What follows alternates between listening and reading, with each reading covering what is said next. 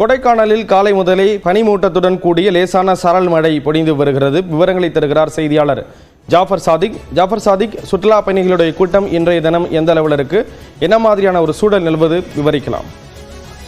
நிச்சயமாக ஸ்ரீராம், தமிழகத்தில் பெரும்பாலான மாவட்டங்களில் மழை பெய்ய வாய்ப்புள்ளதாக சென்னை வானிலை ஆய்வு மையம் தெரிவித்துள்ளது. இந்த நிலையில் திண்டுக்கல் மாவட்டம் கொடைக்கானல் மலைப்பகுதிகளில் அதிகாலை முதலே பனிமூட்டத்துடன் கூடிய லேசான சாரல் மழையானது பெய்து வருகிறது.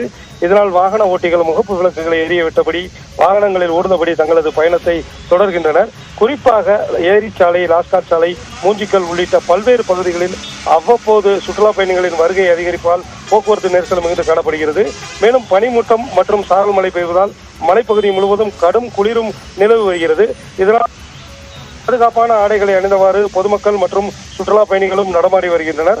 அதே போல அன்றாட பணிகளுக்கு செல்லும் பொதுமக்களின் இயல்பு வாழ்க்கையும் பாதிக்கப்பட்டுள்ளதும் குறிப்பிடத்தக்கது. ஸ்ரீராம், தகவல்களை வழங்கியதற்கு நன்றி ஜாஃபர் சாதிக். எடுத்து போடுவாங்க, நீ ஓசி போட்டவாங்க.